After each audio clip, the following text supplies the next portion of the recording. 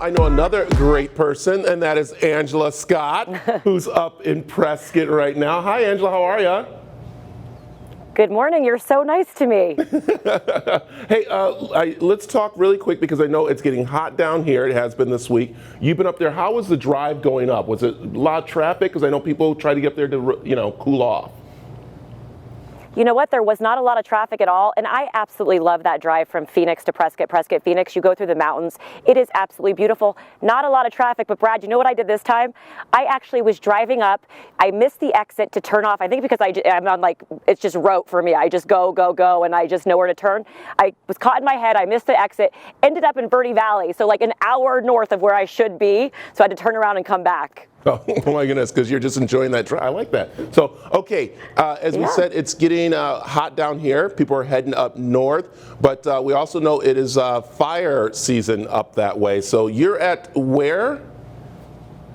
I am at the Rodeo Grounds here in Prescott, and you're right, May is our worst wildfire season. It starts now, so a lot of people will be getting out. You know, our governor's encouraging us to get out and use beautiful Arizona, our state parks, but that also means more opportunity for fires. People are using campsites and being out in nature, so there's more fight. There will be most likely more fires. So what do you do if there's an actual fire in your neighborhood or around you and you have large animals? Well, joining me to help with her organization is Laser. Abby, thanks for being with us today. Oh, thank you so much, Angela. So tell us about Laser. What exactly is Laser?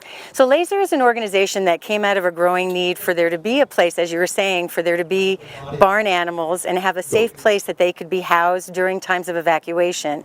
Up here in Prescott, we've had established groups for people through American Red Cross and through for pets, dogs and cats, through Animal Disaster Services, but there really hasn't been something that's been organized for barn animals, horses, goats, chickens, alpacas, llamas. We've got a whole array out here, and there's been a growing need. So we've been building toward that over the last 15 years. We have had fires, we've had people who have pitched in during those times, but it became more and more evident that that was a gap for us up here in Prescott. So Laser was formed last year, February 2019, as a 501c3 to meet that need. And during times of evacuation, we will go and set up shelters. They are run exclusively by volunteers who are completely trained. Wow. They are on site 24/7. And the idea of it is that people who have animals like that, they will not leave home if they don't have a safe place for their animals to be. So we will take care of them. The owners can have that sense of security.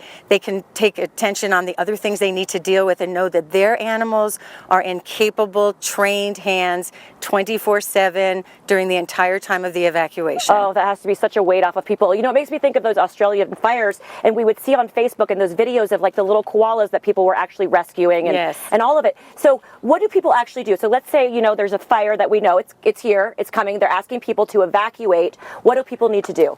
So if there is a fire, we work under with a partnership with Yavapai County Emergency Management. They will send out information to let people know where to call, because our shelter site may vary depending on where the fire is. We want to make sure that we set up in a place that's going to be safe, and even if the fire changes direction, that our animals there will not have to be relocated. We're good to go. So the county will send out a lot of communication to let people know where to call, and that it will be a phone bank. That phone bank will inform them as to where we are set up, and then they can bring their animals there. So we are a destination for them, and they will be welcomed and can have that, again, that peace of mind. And you were telling me it's actually a very calm environment, because in my head I see like barn animals all in this huge area. That must be mass chaos. I know you would think so, but surprisingly it calms down. So the initial part of intake, and it's a very set process. Again, we've got volunteers that will be there, and we do it very carefully and in a very methodical way to make sure that the animals are safe even during a high stress situation. We recognize that it's unusual for the animals during that time.